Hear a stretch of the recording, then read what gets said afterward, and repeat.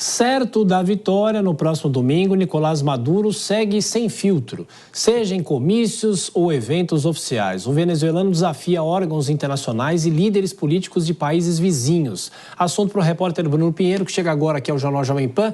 Aliás, nessa quarta-feira, na residência oficial da presidência, ele mandou mais um recado direto, dessa vez aos vizinhos latino-americanos. O que ele declarou? Bruno Pinheiro, bom trabalho, boa noite. Ainda reforçou que tem uma carta na manga, viu, Tiago? Ótima noite a você, a quem nos acompanha aqui no Jornal Jovem Pan. Nicolás Maduro, e uma semana importante. No final de semana haverá então essa eleição, uma eleição muito decisiva, e Nicolás Maduro já está dando todos os sinais que não aceita um resultado diferente, a não ser ele como o vencedor. Hoje, na residência oficial, em uma conversa com vários convidados e jornalistas também, Nicolás Maduro chegou a falar que não aceita interferência de fora dos países que são vizinhos, já que a Venezuela não fica interferindo também em situações dos seus vizinhos, e diante disso é necessário respeitar as eleições, já que lá existe um sistema que é totalmente confiável e seguro. Vamos ver. Nós temos fronteira. Temos fronteira e boa vizinhança com Colômbia, Brasil e os demais países do Caribe. Boa vizinhança é assim: ninguém se mete nos assuntos internos da Venezuela, porque não nos metemos em assuntos internos de ninguém. Boa vizinhança, cooperação, sem condicionantes e paz. E paz, região de paz. O ex-presidente da Argentina, Alberto Fernandes, também disse nesta quarta-feira em suas redes sociais que retirou o convite que foi feito a ele para justamente acompanhar e fiscalizar as eleições na Venezuela. Mas a equipe do ditador Nicolás Maduro enviou uma informação que está cancelando este convite também. Bom, ainda hoje, durante uma entrevista a uma emissora de rádio nesta quarta-feira, Henrique Capriles, líder do opositor venezuelano, ele afirmou, ele garantiu que tem a esperança de que no domingo, à noite após as eleições na Venezuela, Nicolás Maduro entre em contato com Edmundo González justamente para iniciar o procedimento de uma transição de governo, que ele está confiante que isso vai acontecer. Hoje, durante o dia, eu conversei com alguns nomes ligados às Forças Armadas e, de forma reservada, já existe uma certa movimentação na área de inteligência das Forças Armadas para um momento de uma tensão após ou durante a eleição do dia 28, neste final de semana, ainda que a expectativa seja de que nada aconteça. Até agora, neste momento, não há uma resposta oficial do governo Lula, do governo federal, do Itamaraty, que acompanha de muito perto justamente essas articulações, esses recados que estão sendo enviados em diversos momentos na Venezuela, e representantes vão acompanhar as eleições neste final de semana. Representantes do governo brasileiro e também do Congresso Nacional, viu, Tiago? E Bruno, o presidente da Venezuela falou sobre o sistema eleitoral brasileiro, o TSE, a ministra Carmen Lúcia, que preside a corte, rebateram, dizendo que as urnas aqui no Brasil são sim auditáveis, mas foi uma polêmica instalada, não é, Bruno?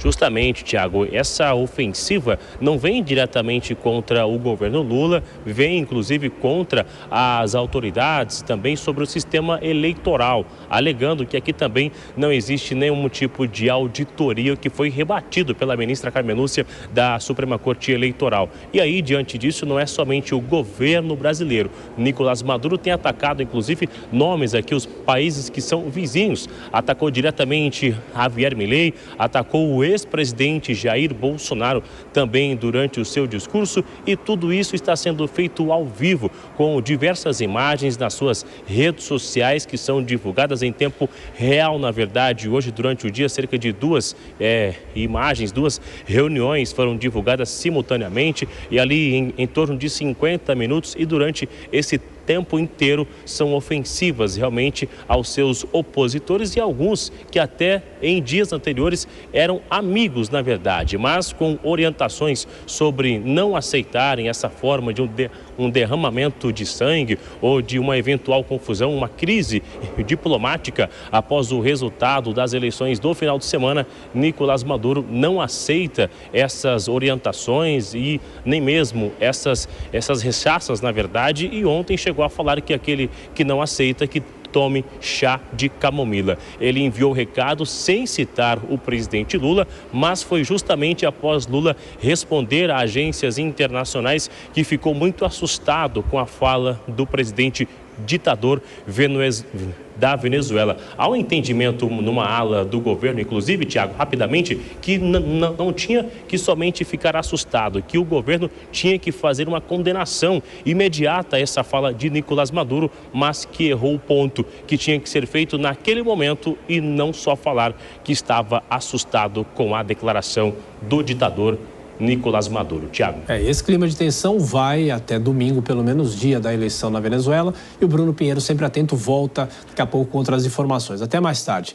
Bom, mais um giro com os nossos comentaristas. Vou começar por você, Cristiano Vilela. Ele eleva o tom, não me lembro de ele ter feito tantos ataques a outros líderes também aqui da América do Sul, da América Latina, em outras oportunidades, em outras eleições. Mas é o que a gente falou no começo, parece que ele está mais sem filtro ainda, Vilela?